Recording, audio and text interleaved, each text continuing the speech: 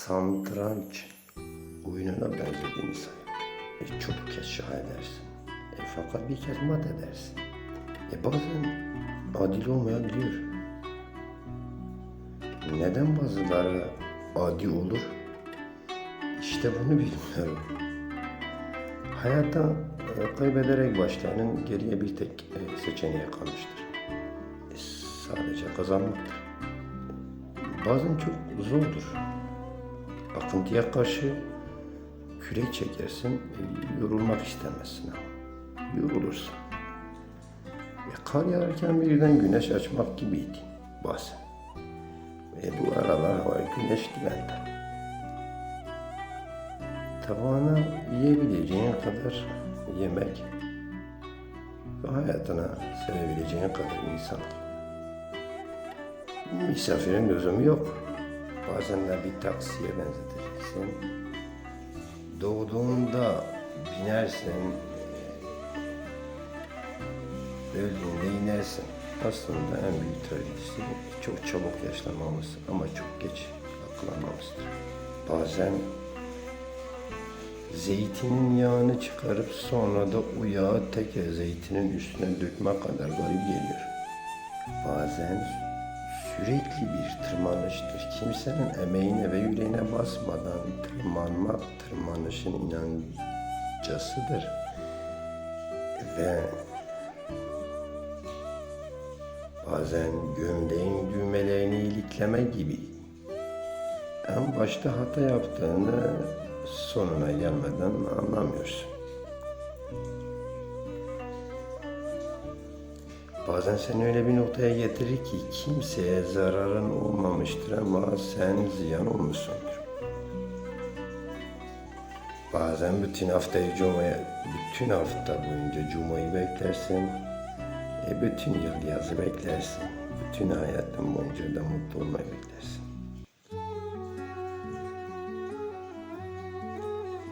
Herkesin cehennemi farklıdır.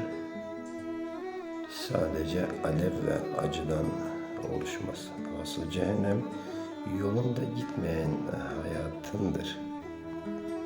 Onu yaşanır kılan hayaller ve onu rengarenk gökkuşağına dönüştüren kalbinizdeki insanın varlığıdır.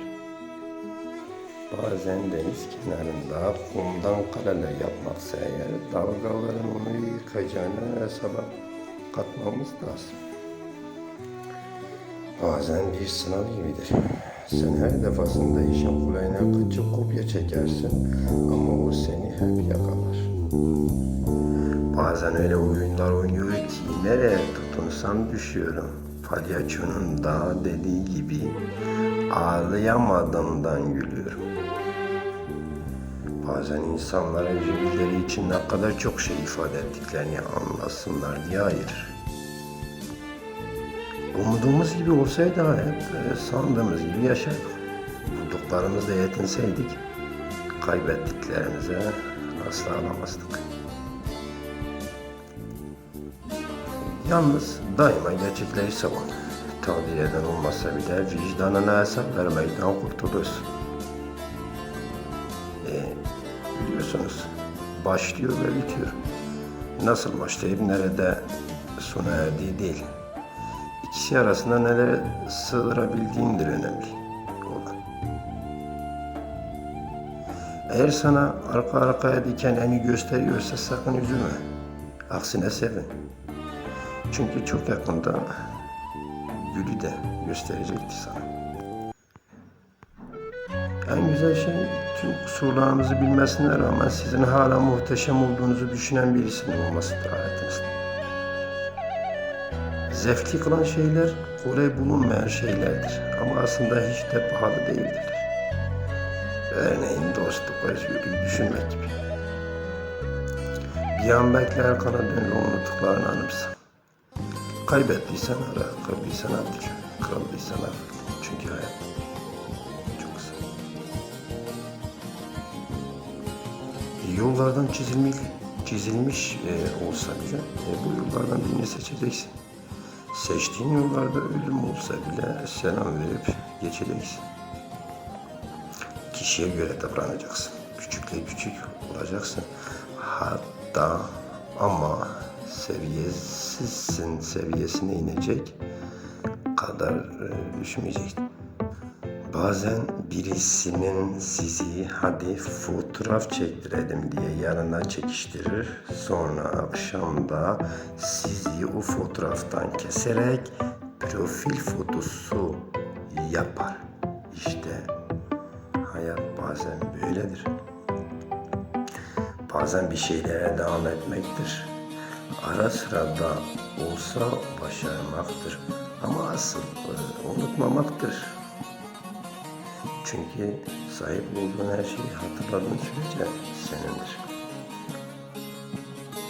Bazen bir bardak çay, insan sadece bir kesme şekerdir. Karıştırınca hayattan tat aldığını sanırsın. Oysa ki hayatın seni erittiğinin tükenince anlıyorsun. Sen ona ne verirsen, o da sana verdiğini geri verir. Ben ne verdim bilmiyorum ama bana ummadığım kadar değerli olan bir aile verdi.